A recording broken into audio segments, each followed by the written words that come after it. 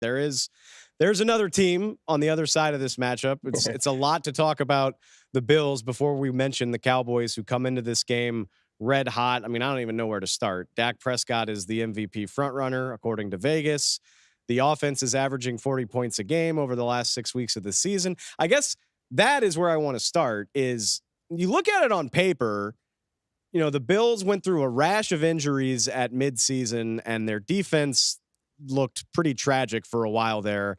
They've gotten it down from a points perspective, although it does still seem like they're struggling from a yardage standpoint. How favorably, unfavorably, whatever, how do you see this stacking up for the Bills defense trying to find an answer for what is probably the most consistent offense in the NFL right now? Yeah, I think they're going to get pummeled. I think this defense is in for a hurting. They've had some good games for sure, and I say that sort of in like the post-injury era of this team. There have been some brutal injuries from Tre'Davious White to Matt Milano. Really, really key pieces in the defense have gone down, and since then, more injuries, but not as like huge names. I just don't think that Sean McDermott has figured out how. I don't think they have the depth, let alone Sean McDermott figuring out how to use them in the best way. His system is pretty simple. It's like, let's highlight our really talented players. The problem with that is when you don't have the talented players and they're all hurt, then your system sort of comes up looking weak. And a guy like Bill Belichick, he'll use Swiss Army knives. He'll come up with game-specific game plans. He'll get super creative, and the scheme helps him win, or it doesn't. But McDermott really likes highlighting his talent, and right now, they're running short on talent. That the defense looks like it had a lot of trouble, for example, with Patrick Mahomes' Chiefs. And again, that seems sort of like a weird thing to say, but the Chiefs' offense, we all know by now, is not what we thought a Chief offense should look like. And so the fact that they struggled against the Chiefs speaks to the fact that they are going to really struggle against Dallas. I'm curious, and look, I don't want to put you on the spot because since Monday, I've checked the forecast for this game about a half dozen times. And from Monday to late in the week, it's been all over the place. Like a few days ago, it was supposed to be clear skies.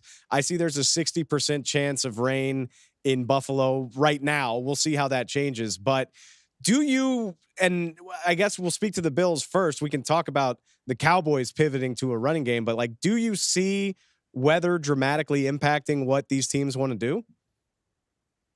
I don't think so, right? I mean, it's not like one of these teams is suddenly going to really turn to their running game. Well, I guess the Dallas might, honestly. They might like use their stable of running backs. Maybe we'll see more like Rico Dowdle, a bigger guy, but I don't think the Bills run the ball super well. They don't really want to commit to running the ball often with their running backs. Like we said, an uptick in Allen running, but that's often an extension of their passing game.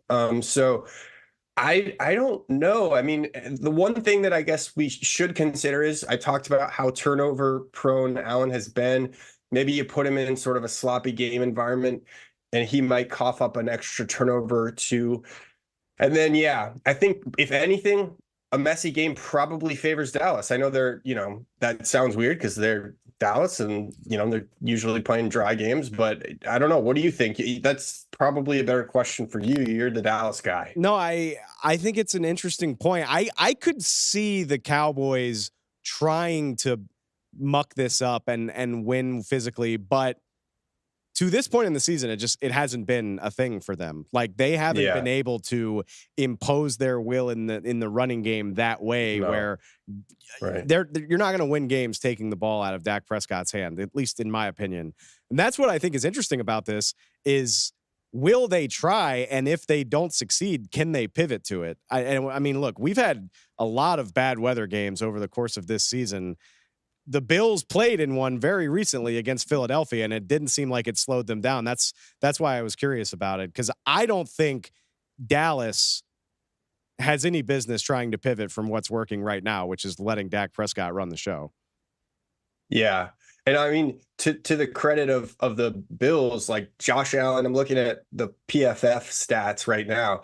Josh Allen had a season high 6 big time throws, meaning, exceptional off the charts degree of difficulty throws, and only 1 turnover worthy play in that Philly game with all of that messy weather. So maybe you're right. I don't know. Maybe because Buffalo is accustomed to playing and practicing in bad weather, they can probably have their passing attack go uninhibited, whereas Dallas might have a little bit more issues, with their efficiency.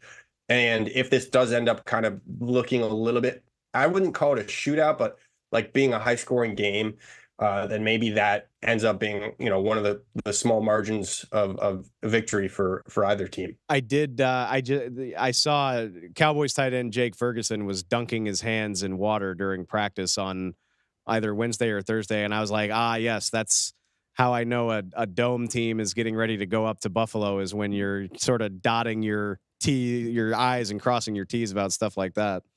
Yeah, I actually once saw Bill Belichick at training camp.